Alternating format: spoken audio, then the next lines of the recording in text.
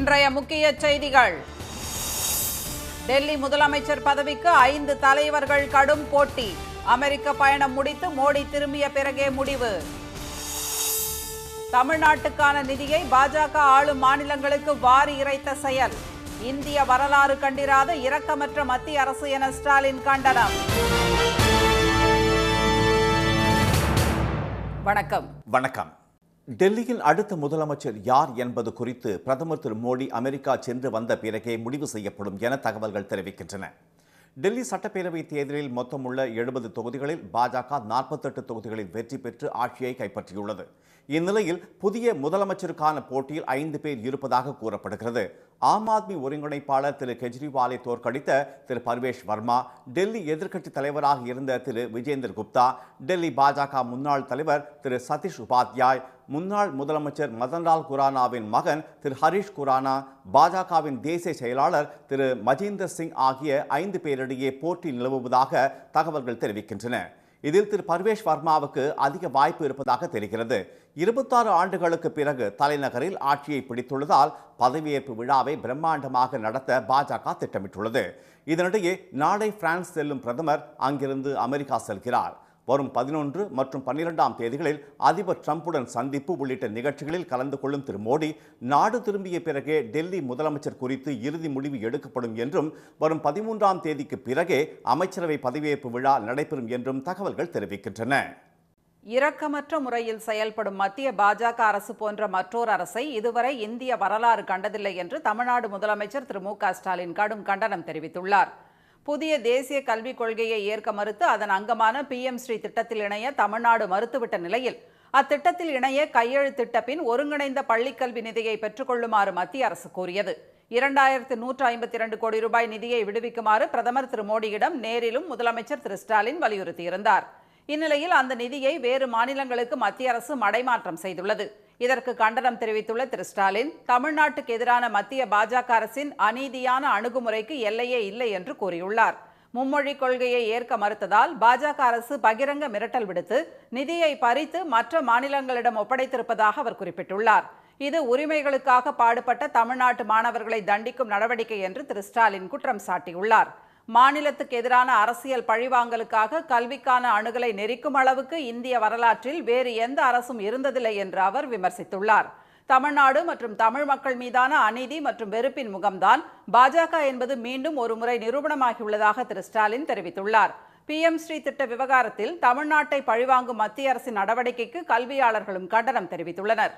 மாநில அரசு அரசமைப்பு சட்டத்தின்படி எல்லோருக்கும் சமமான கற்றல் வாய்ப்பு கொடுன்னு சொன்னா, சமமான கற்றல் வாய்ப்பை கொடுக்க முடியாது என்ற கொள்கையை ஏற்றுக்கொண்டால்தான் மக்களுடைய வரிப்பணத்தை பங்கு போட்டு கொடுக்கறதுல கூட நாங்கள் கணக்கில் எடுத்துப்போம் அப்படின்னு சொல்றது என்பது நிச்சயமாக மாநில அரசையோ மாநில அரசை ஆளுகின்ற கட்சியையோ பழிவாங்கல, தமிழ்நாட்டு மக்கள் தமிழ்நாட்டு குழந்தைகளை பழிவாங்கும் செயலை ஒன்றிய அரசு செய்து கொண்டிருக்கிறது.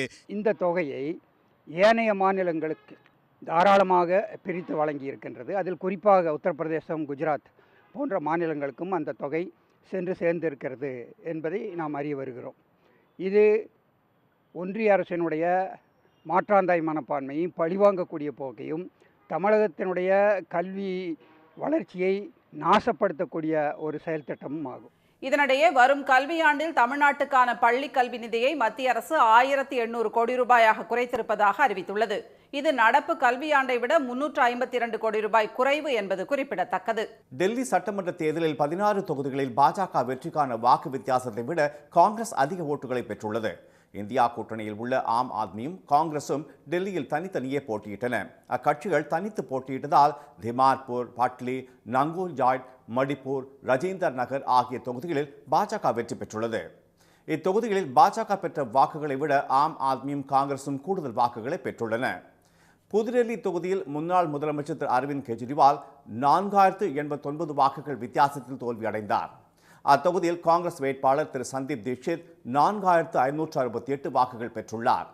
ஜங்புரா தொகுதியில் திரு மனிஷ் சிசோடியா 675 வாக்கு வித்தியாசத்தில் தோல்வியடைந்தார். அங்கு காங்கிரசின் திரு பர்கத் சூரி 7350 வாக்குகள் பெற்றுள்ளார்.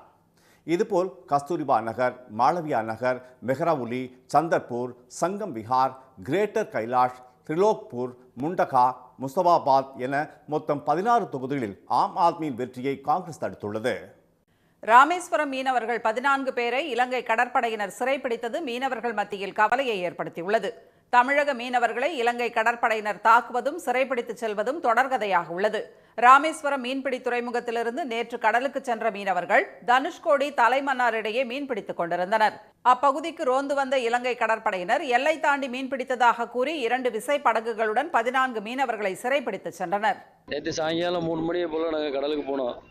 கடலுக்கு போய் கச்சதீவு பக்கத்தில் மீன் பிடிக்கிறதுக்கு வலை போட்டு 8-9 மணி போலெல்லாம் நெய் எங்களை மடக்கி மடியை விளக்கி விடாத அளவுக்கு மடக்கி பண்ணிட்டாங்க. 2 போட்டு பிடிச்சிட்டு போயிட்டாங்க. 4 குழந்தைகள் இருக்குது. எனக்கு தெரிஞ்ச தொழில் கடத்தொழில் மட்டும்தான். வேறு வேலைக்கோ எங்கேயோ வெளிநாடோ எங்கேயும் போகிறதுக்கு எனக்கு வழி இல்லை.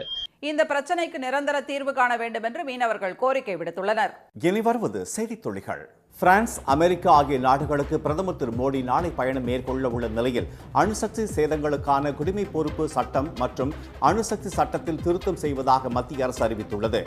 இந்தியாவில் 15 ஆண்டுகளுக்கு மேலாக சட்ட சிக்கல்களால் முடங்கி கிடக்கும் அமெரிக்க மற்றும் பிரெஞ்சு அணுசக்தி நிறுவனங்களின் திட்டங்களுக்கு இதன் மூலம் விடுவி ஏற்படும் என எதிர்பார்க்கப்படுகிறது. புதுக்கோட்டை மாவட்டம் பெருங்கநாட்டில் காட்டுப்பட்டி முனீஸ்வரர் கோயில் பொங்கல் திருவிழாவை முன்னிட்டு ஜல்லிக்கட்டு கோலாகலமாக நடைபெற்றது. போட்டியை அமைச்சர் திரு மெய்யநாதன், சட்டமன்ற உறுப்பினர் திரு முத்துராஜா ஆகியோர் தொடங்கி வைத்தனர். இந்த ஜல்லிக்கட்டில் 650 காளைகளை அடக்க 250 காளையர்கள் களமிறங்கினர்.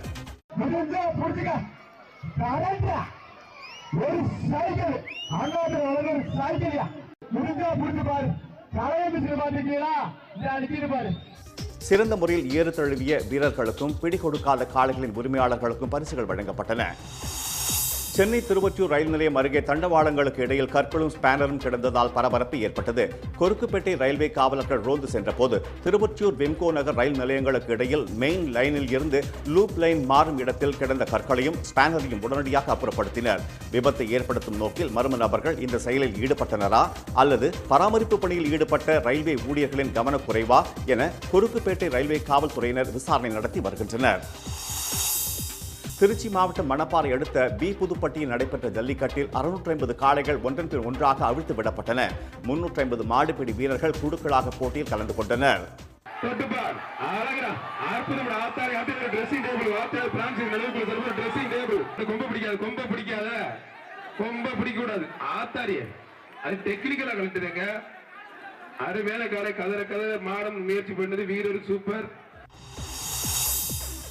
நாமக்கல் மாவட்டம் திருச்செங்கோட்டில் போதைப் பொருளின் அபாயம் குறித்த விழிப்புணர்வு ஏற்படுத்தும் வகையில் 10க்கும் மேற்பட்ட மினி மாரத்தான் போட்டிகள் நடைபெற்றன.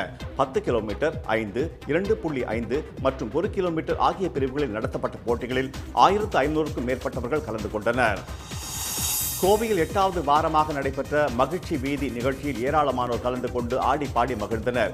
கோவை மாநகராட்சியும் மாநகர காவல்துறையும் இணைந்து கொடிசியா சாலையில் இன்று இந்த நிகழ்ச்சி நடைபெற்றது. இதில் யோகா, புகைப்பட கண்காட்சி, விளையாட்டுகள், இசைக்கேற்ப நடனம் உள்ளிட்டவை இடம்பெற்றன.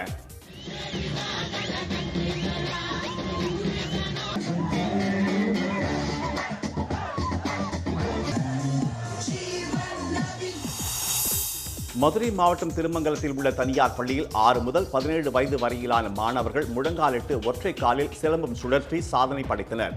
மதுரை, திருமங்கலம், ராஜபாளையம் உள்ளிட்ட பகுதிகளில் இருந்து வந்த 360 மாணவர்கள் 4 பிரிவுகளாக பிரிக்கப்பட்டு 10 நிமிடத்திற்கு 90 பேர் சிலம்பம் சுழற்றினர்.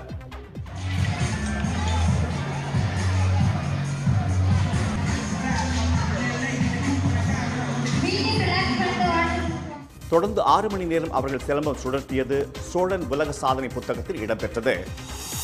ஹைதராபாத் மேச்சல் பகுதியில் நள்ளிரவில் ஒரு வியாபாரியின் வீட்டு கதவின் பூட்டை உடைத்து நுழைந்த கொள்ளையர்கள் குறித்து அமெரிக்காவில் இருந்து அவரது மகன் தகவல் தெரிவித்ததால் இருவர் சிக்கினர். உறவினர் வீட்டு திருமணத்துக்காக அந்த வியாபாரி குடும்பத்தினருடன் வெளியூர் சென்ற நேரத்தில் கொள்ளை முயற்சி நடந்துள்ளது.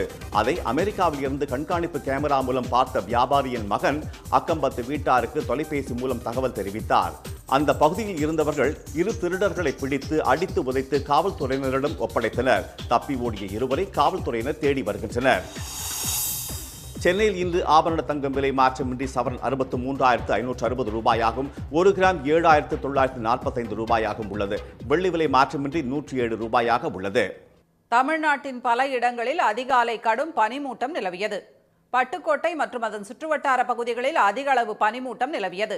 நாடியம்மன் கோயில் கோபுரத்தை பனிமூட்டம் மறைத்ததுடன் சாலையில் எதிரே வரும் வாகனங்கள் பார்வைக்கு புலப்படாத நிலை நிலவியது. இதனால் காலை 8:30 மணி வரை வாகனங்கள் முகப்பு விளக்குகளை எரியவிட்டு சென்றன. வெளியே நடமாட முடியாத அளவுக்கு குளிர் நிலவியதாக மக்கள் தெரிவித்தனர். 8:30 மணி ஆகுது. இந்த மாதிரி பனி பெஞ்சு நான் இது வரைக்கும் நான் பார்த்ததே இல்லை. வர முடியல வெளியில். மக்கள் எப்படி வராங்கன்னு தெரியல. என்னாலேயே குளிர் தாங்க முடியலை. என் வயசுக்கு வயசானவங்களாம் எப்படி நடக்கிறாங்க என்னன்னு தெரியல. சிவகாசி மற்றும் சுற்றுவட்டார பகுதிகளிலும் இன்று காலை அதிகமான பனிமூட்டம் காணப்பட்டது. இதன் காரணமாக பிரதான சாலைகளில் வாகனங்கள் முகப்பு விளக்குகளை எரியவிட்டபடி சென்றன. பனிமூட்டம் மற்றும் மேகமூட்டம் காரணமாக குமரிமுனையில் கடலிலிருந்து சூரியன் உதயமாகும் காட்சி தாமதமாக தெரிந்தது. அங்கு கூடியிருந்த சுற்றுலா பயணிகள் இதனால் சற்று ஏமாற்றம் அடைந்தனர். இந்நிலையில் தமிழ்நாட்டின் பல பகுதிகளில் நாளை காலை பனிமூட்டம் நிலவும் என்றும் அடுத்த 6 நாட்களுக்கு வறண்ட வானிலையே நிலவும் என்றும் சென்னை வானிலை மையம் தெரிவித்துள்ளது. மீண்டும் இன்றைய முக்கிய செய்திகள். டெல்லியின் அடுத்த முதலமைச்சர் யார் என்பது குறித்து பிரதமர் மோடி அமெரிக்கா சென்று வந்த பிறகே முடிவு செய்யப்படும் என தகவல்கள் தெரிவிக்கின்றன. இரக்கமற்ற முறையில் செயல்படும் மத்திய பாஜக அரசு போன்ற மற்றொரு அரசை இந்திய வரலாறு இதுவரை கண்டதில்லை என்று ஸ்டாலின் கண்டனம் தெரிவித்துள்ளார். சத்தீஸ்கரில் பாதுகாப்பு படையினர் நடத்திய தேடுதல் வேட்டையில் 31 மாவோயிஸ்டுகள் சுட்டுக் கொல்லப்பட்டனர். இத்துடன் இந்த செய்திகள் நிறைவடைகின்றன. மீண்டும் சன் டிவியில் செய்திகள் காலை 7:30 மணிக்கு. செய்திகளை உடனுக்குடன் தெரிந்து கொள்ள QR கோடை ஸ்கேன் செய்து சன் நியூஸ் வாட்ஸ்அப் சேனலுடன் இணைந்திருங்கள். வணக்கம். வணக்கம்.